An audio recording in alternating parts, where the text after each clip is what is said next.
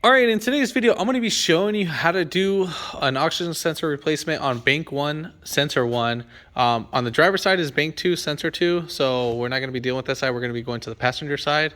And then the reason why we are replacing that is because we have a check engine light for p0130, oxygen sensor circuit, bank 1, sensor 1. Now we have some oil leaking onto the sensor. Now I have the car up in the air. You don't need to lift up the car, but I would recommend to lift it up just a little bit.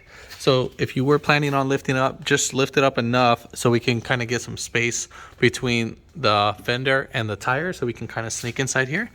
And without kind of taking off the fender liner, you can peel this guy right back, and then there is our oxygen sensor. That one with the actual wire that's hanging up right there.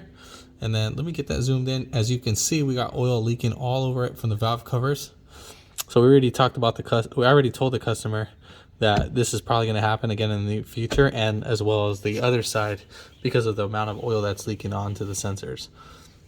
If you haven't already, give it a thumbs up, comment down below if you have any questions, and hit that subscribe button for more upcoming videos in the future. And we're going to go ahead and start this video right after the intro.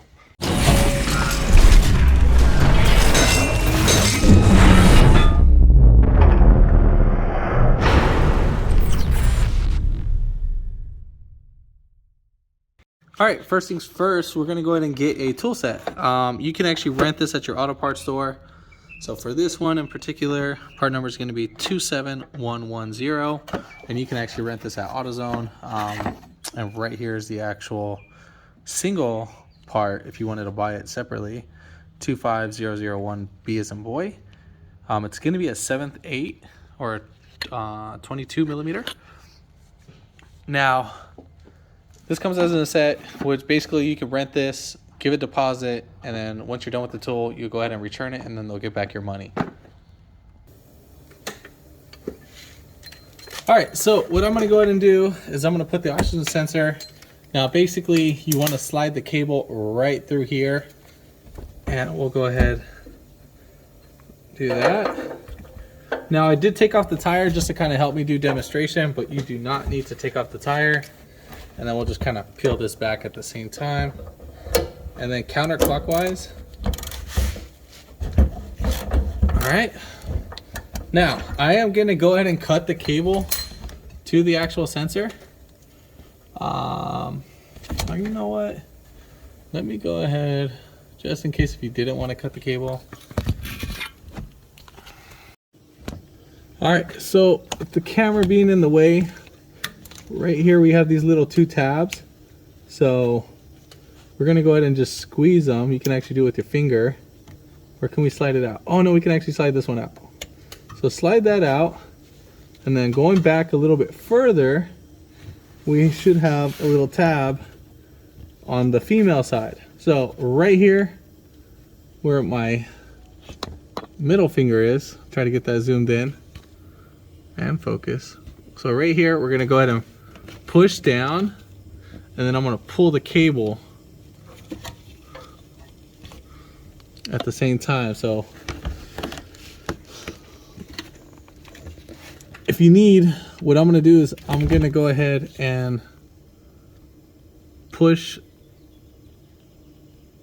the sensor towards the actual connector, the female side, and then I'm gonna grab the cable and we'll pull towards me.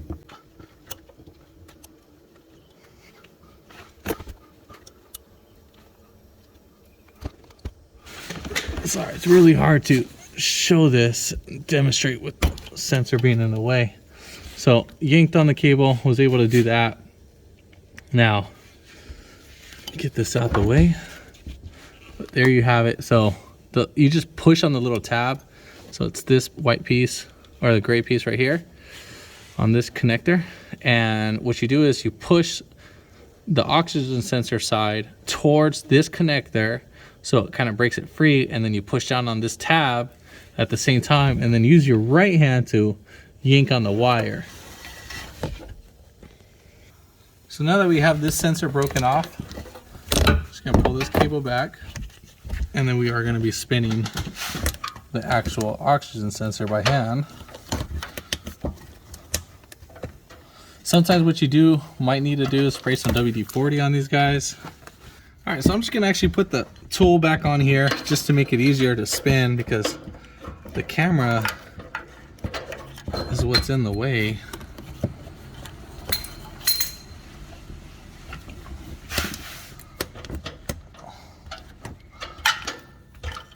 And remember, it's lefty loosey.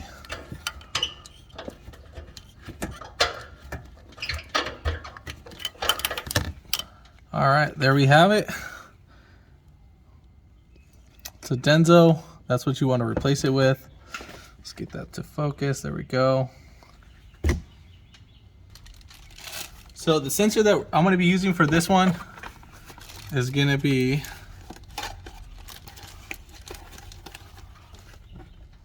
p0130. This is by a Denso OEM part, but just not straight from the dealer. Make sure that the package is fully sealed. This is how they come. If it's not sealed and it's been opened, then most likely somebody has opened it, tried to slap it on, and it's either defective or, you know, they try to use it and slap it back on. Trust me, I see these all the time. So always double check the box before you take it, so you're not driving back and forth. All right, so now the sensor will either come with some anti-seize, or it'll come up with that little copper. Whoops, sorry. It'll come up with a little copper little bag. And what you do is you rip this off and you'll put it on the threads.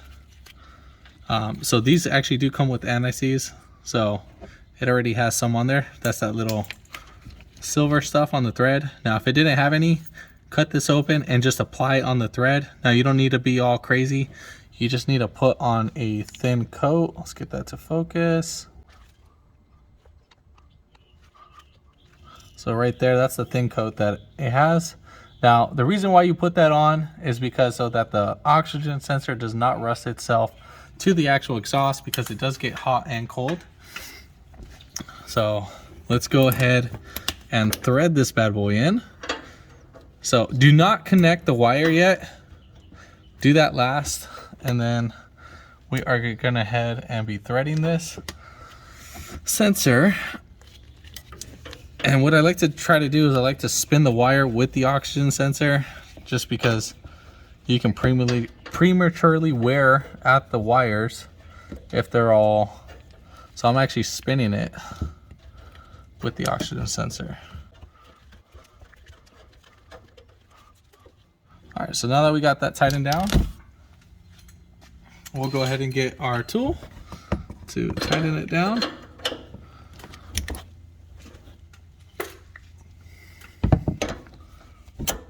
Now, torque specs for this bad boy, don't know. I usually say just tighten it down to, you know, it stops. All right, so let's go ahead. Sorry about the camera moving. So we're gonna keep it under the brake line and above this little pipe. I'll show how the wire layout is in a little bit.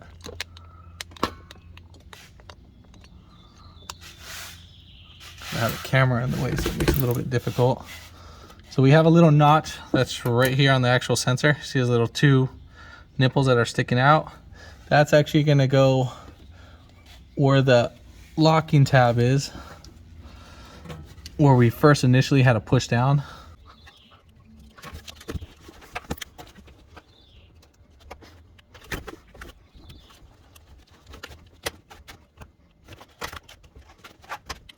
And then you're gonna clip it down, squeeze it till it makes a clip, and then once it does that, then try pulling back the connector. You should be fine. So now we're gonna go ahead and put the oxygen sensor wire on the little retaining pipe. Let's see, get that zoomed in. So this little black piece right here, that little notch, so that's where the wire gets connected to, or sits on, to keep it from moving. And then we're just gonna pull it up a little bit. It should be like that. So we should have enough slack right here. Make sure it's a little bit loose up here and it's a little bit loose up there. And then just kind of push this back and that should be it. Now, see, pretty much I removed the tire so it could just be easy to record. Now, if you do find it difficult to do it with the tire on, you're gonna need a 21 millimeter to remove the tire. And when you want to tighten it back, you kind of do it kind of like a little opposite side. So you go 1, 2, 3, 4, 5, 6, and that's how you tighten it. Whatever the torque specs are, you need to figure that out. And then we're not done yet, so we need to go ahead and actually get the idle reprogrammed. All right, so what you got to do next is you got to let the car warm up before clearing the check engine light. So I let the car idle for about 10 minutes. So what I'm going to go ahead and do is I'm going to turn off the car, put the key on the on position, and then we're going to come right up here on the hood. And what we're going to go ahead and do is we're going to go ahead and disconnect our mass airflow sensor. And the reason why I'm doing this is because we need to reset the idle and reprogram anything so that the check engine light doesn't come back on. It'll probably come on for a different code. All right, so once you do that, go ahead and start the vehicle. And you're gonna wait for a few seconds. It might start and stall, and then we'll go ahead and wait. We'll let it idle, and then, so right now we only have one code. So I'm gonna back up real quick. I'm gonna go start code, and we should have 2 codes. So one for the mass airflow, and then for our oxygen sensor, because we haven't cleared anything yet. All right, so now what we're gonna go ahead and do, we're gonna go ahead and turn off the car, put the key on the on position, leave it like that. And then we're gonna come back over here, connect our mass airflow sensor, make sure it closes back in.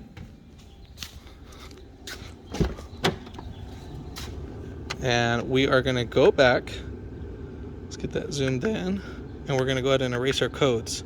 So we're gonna go ahead and erase everything. Pending codes, none. Stored codes, none. All right, so now what we're gonna go ahead and do, we're gonna go ahead and start the vehicle, and no check engine lights should be on.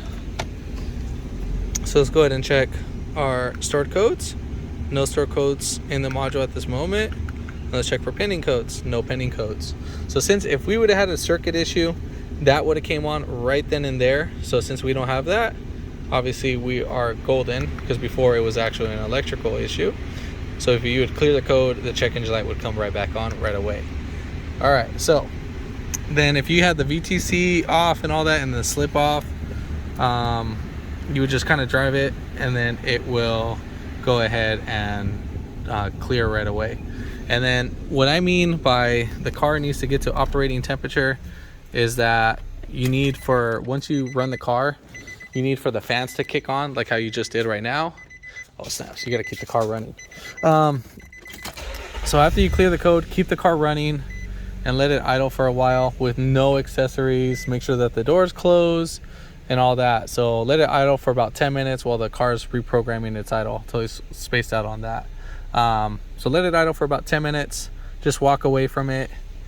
And I think you need to set the emergency brake too. So set the emergency brake too as well. And then we'll just let it idle for 10 minutes. And that's pretty much it at that point. Have the door closed. Make sure no lights, no accessories are on at the moment. If this video helped you out, give it a thumbs up. Comment down below if you have any questions. And hit that subscribe button for more any upcoming videos in the future. And thanks for watching.